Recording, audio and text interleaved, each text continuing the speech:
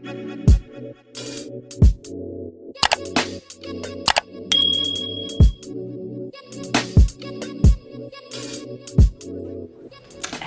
family, hello world, welcome back to my channel, welcome back to Simplicity is Key.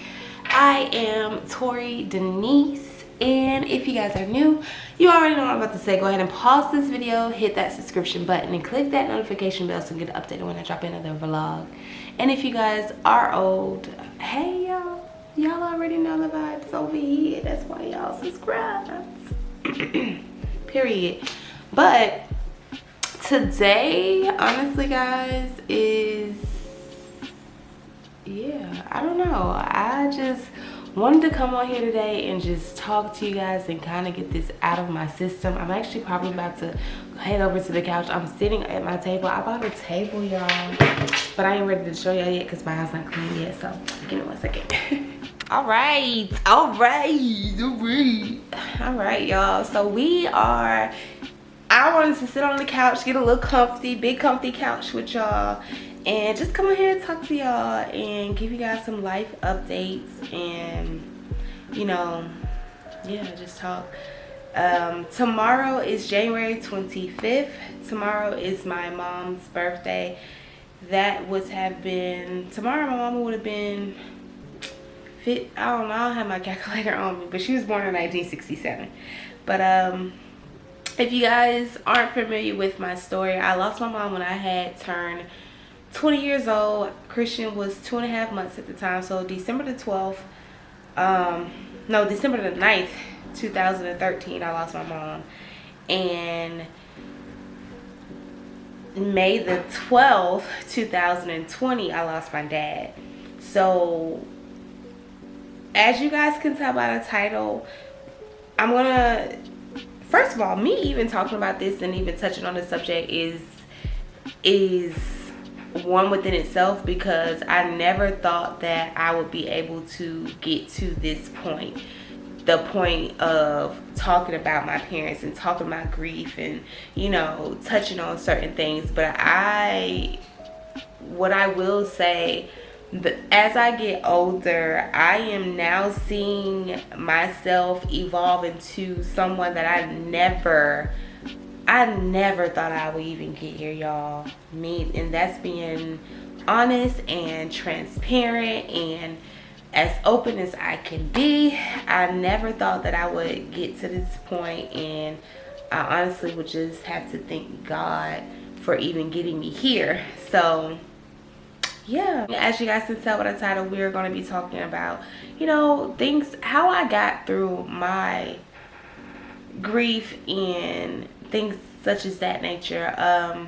When I lost my mom, it was honestly unexpected. She had a aneurysm. If you guys are not familiar with the aneurysm, that is when a blood vessel pops within the brain, and sometimes headaches can cause it, high blood pressure, etc., etc. I would definitely look further into it, especially those who are, you know, have a history of family health problems. Definitely look into that as well, especially if you have a history of, you know, headaches and things such as that, migraines. But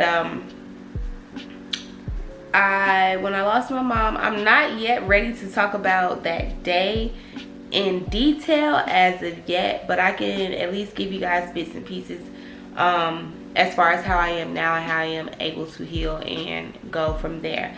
I posted on my story a couple days ago, basically just stating how I just want to get a understanding on how to grieve. I will say, when it came to my dad, we understood completely. It was understanding. I lost my dad to pancreatic cancer.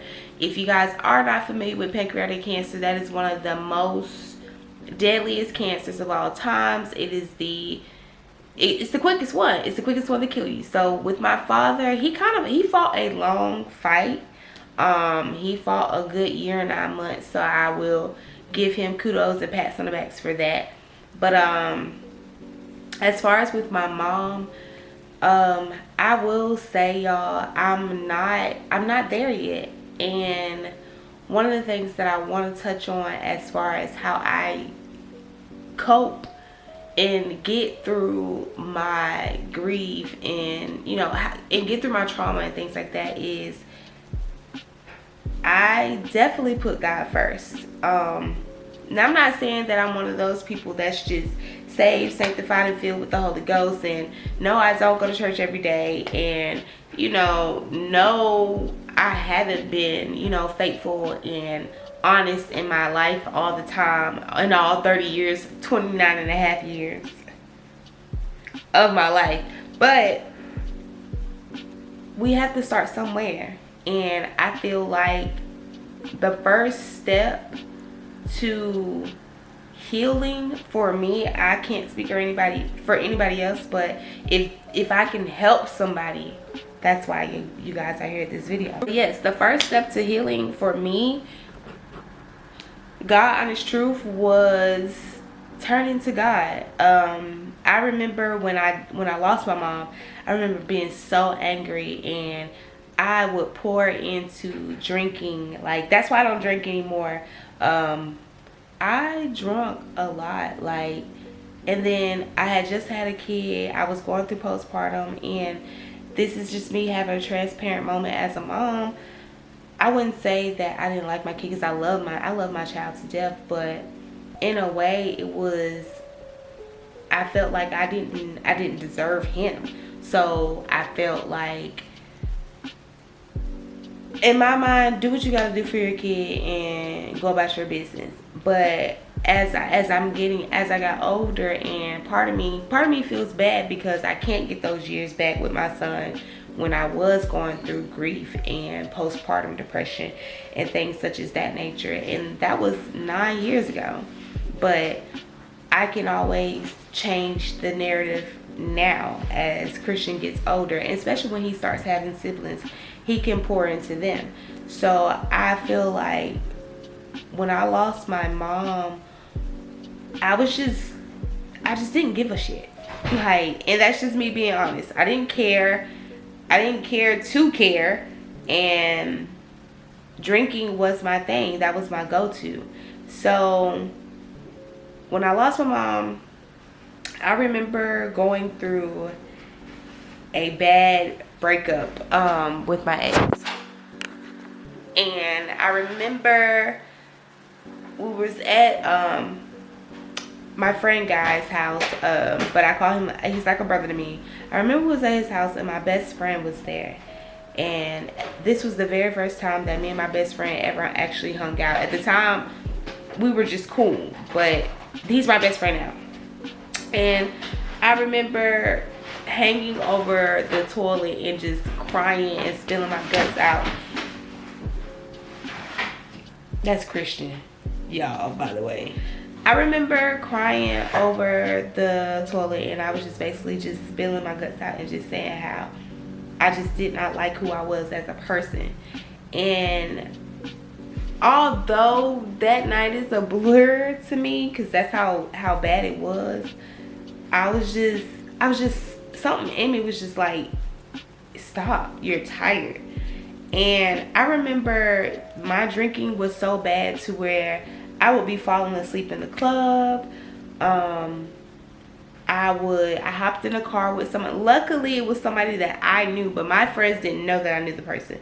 But I hopped in the car with him, like random strangers to my friends. So it's just things like that is ultimately what made me who I am today. I took accountability. It wasn't until my dad passed away that I said, F it, I'm gonna face my shit like a big girl.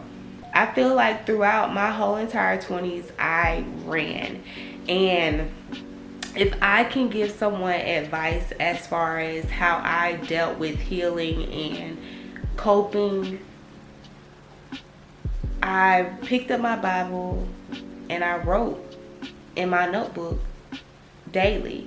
I would write letters to myself. For the whole year of 2019, I literally wrote daily. whether it was a paragraph or a sentence, I will always pour into myself. And that's something that I need to start doing. I still have that binder. I still have not read those letters. I said that I would get back to it, and one day I will revisit and read the letters. Now, one of the letters that I did read to myself when the year 2020 rolled around, and I remember in the letter where I manifested that I saw myself and my son in the state of Texas. I saw myself moving and, you know, growing and building a family there. And yet here I am. So I never not once said that I turned my back on God, but I was angry. I remember being so angry when I found out my dad passed away, to where I said, God can't do anything for me. And F it. Like, F it. I turned to just drinking, smoking, and all this other stuff, and just different things. I turned to everybody. Like, I felt like I would pour into anybody who would listen to me and basically enable me, to the point where it got so bad, y'all, to where I had to face my demons head on. What I will say, one of the things that got me through all of this was finally letting go. You know how people say, you gotta let that hurt go. Let that hurt go. Everybody always we think it pertains to a significant other, but let that hurt go. It ranges in. It's beyond that. I had to look myself in the mirror and say, let it go, because I didn't know who I was. I felt like I could heal through people, through sex. I felt like I could heal through drinking, through smoking, through, you know, I just felt like I could heal through things, until God forced me to sit down. Like, every night that I would go out, y'all, and drink, I was just adding more weight, and more weight, to where it became dead weight. And I just got tired. I would say you have to be able, the first step is, of course, talking to God. The second step is, honestly, you have to be able to face yourself and your demons head on. Everybody's not ready for that. And you can't say that you're ready to move on and heal and, you know, from past and hurt trauma if you're not ready to face that head on. I wasn't ready to accept that I was a liar. I wasn't ready to accept that I no longer could take the easy way out. I wasn't ready to accept that I was becoming an alcoholic. I wasn't ready to accept that I was becoming, you know, bipolar. Someone that was angry, like my anger, like everything that I built my life upon in my 20s, I had to realize it was set upon a lie. And I could no longer do it anymore, y'all. I feel like the minute that I lost my job, the minute that my dad passed away and I became sick, and God just kind of just showed me that the same way that I gave it to you, I can take it away. That's when I just started to say, God, I don't know what to do. I just trust in you. I remember this was this past June of 2022, so summer 2022. This was right before the whole homeless situation. I remember sitting in the dark in my apartment in Houston, and I was just bawling my eyes out, y'all, because I really did not know what to do, you know. And I turned to God and I said, if I'm not supposed to be here, let me just take myself now. And I remember feeling this heavy weight on top of my shoulders, to where I couldn't even get up. It felt like something was just holding me down. And I remember picking up my phone and just scrolling through pictures of just me and Christian. I'm telling y'all right now, depression is real.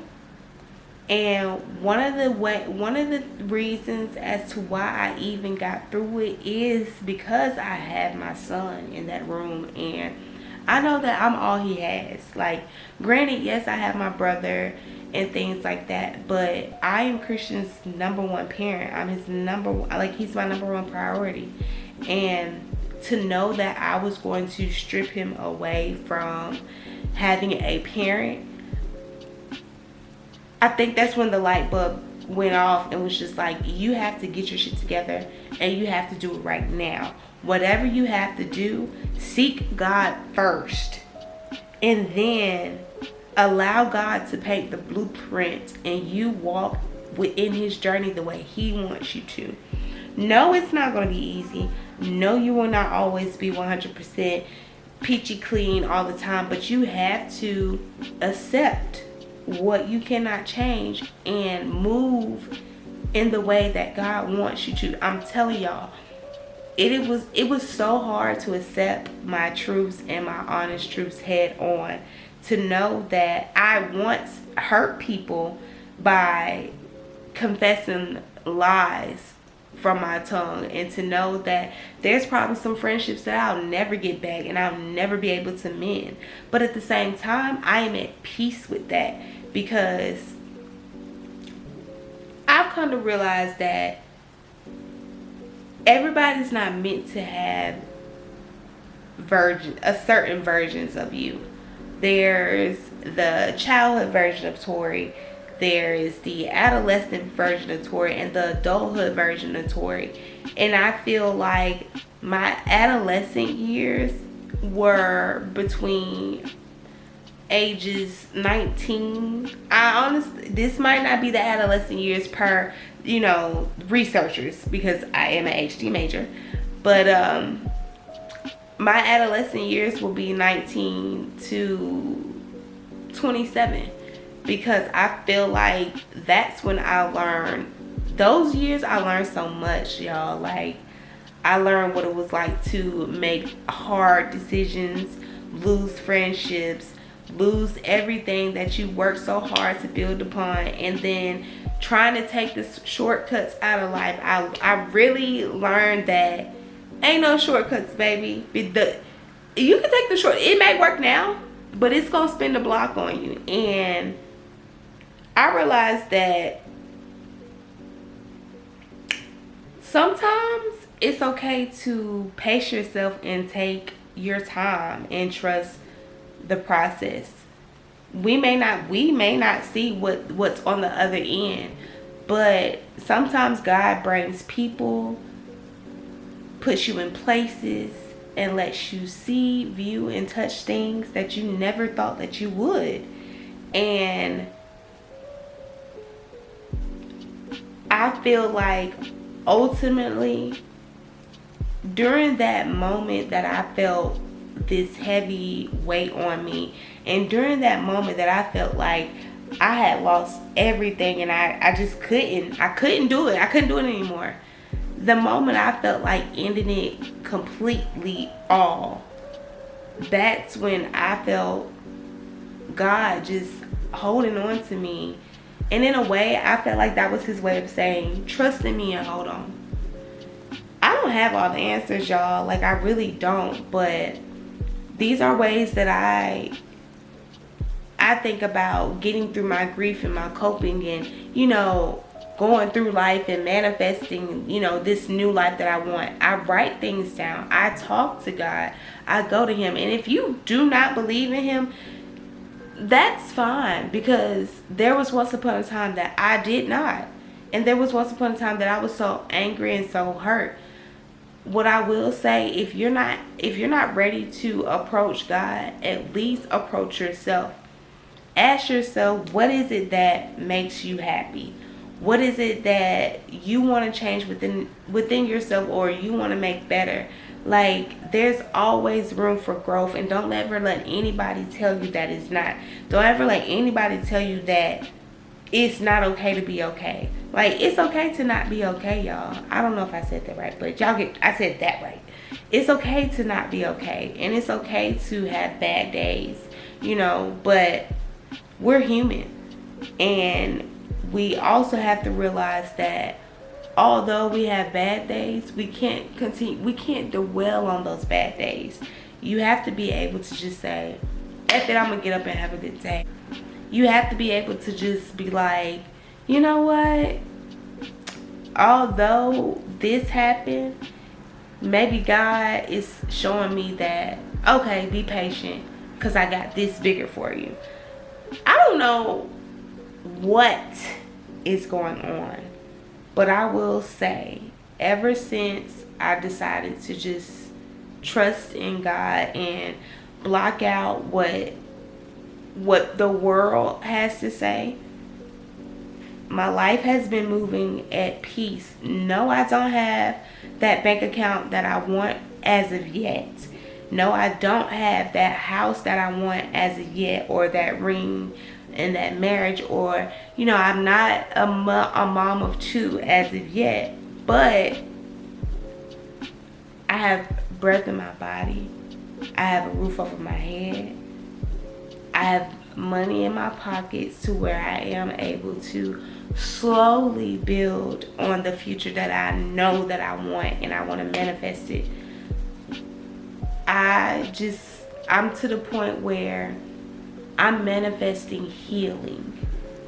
I'm no longer manifesting things, because to me, in order for me to get the things that I want in life, I have to heal and understand wants versus needs.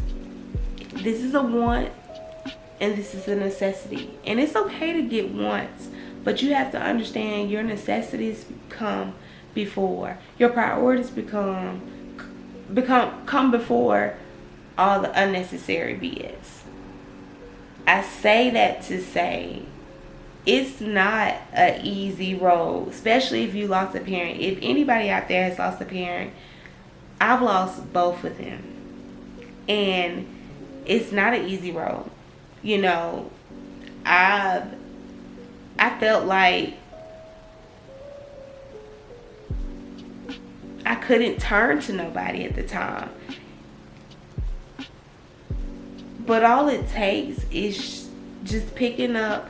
Even if you don't want to talk to God and you feel weird or awkward, pick up the phone and call that one friend that you truly can trust and just say, I just need you to hear me. Instead of responding, just hear me out and hear exactly what I need to say. If you don't want to talk to that friend, like I said, grab that pen and that paper and start writing down your thoughts. Write down what makes you hurt. Write down what makes you happy. Write down what makes you neutral.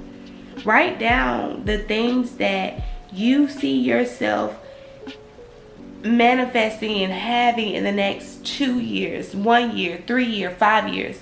Write down. It doesn't even have to be goals. They're not goals. It's just that this is my vision. You don't have to have a vision board to have a vision. It's your vision. It's in your head. It's always going to be in your head. You do not have to write it down on a big old board. You don't have to cut anything out. Not saying that there's anything wrong, but I hate that people feel like they're behind on life if they haven't touched certain aspects or did certain things in life that this, that, and the third has done. That is their journey. Allow them to get their own flowers. Provide them their flowers within their journey and their walk in faith. Man, I always celebrate my friends and their winnings. I was once the friends that always felt like, well, dang, it's always something good happening to them. Until I realized that, girl, you don't know what that person did to get to where they needed to get. You don't know what she did to, get that $1 million to her bank account. You don't know what she had to endure to have that ring in that relationship. So the last vlog that I touched on, I spoke on comparison. In my coping journey, I realized that you can't compare your life Because as my friend, my good sister friend Missy Magic says, comparison is the key and root to evil. And one thing about me is I want to protect my peace and my mental and my faith. I don't want to compare my life to anybody's, because my name is Tori, and this is what God has painted and pictured for me. What God has for my friends is for them, because I don't know what my friends are battling with internally and mentally. So instead of being bitter, I'm going to congratulate them. I say all this to say, you have to be willing to be ready to accept that it's time to move on and cope. Until you can get there, you won't be able to heal and grow. It's a journey. It's not an easy task. It's not a hard one, but it's a journey. But it starts with you. It truly starts with you guys. These are things that work for me, and I'm still going through it because I'm not 100% healed. But like I said, I say all this to say, you have to be able to manifest the life that you want, but also believe in what you're manifesting. That's all. What's gonna make this long, y'all? As we always say, make sure you guys are telling a friend to tell a friend to tell their friends. Tune into Simplicity is Tea, and tap in. Hit the subscription button. Click the notification bell. I hope you guys like the little random chit chats with me. What 2022 has taught me is it is okay to hit the restart button. Simple as that. Bye, guys.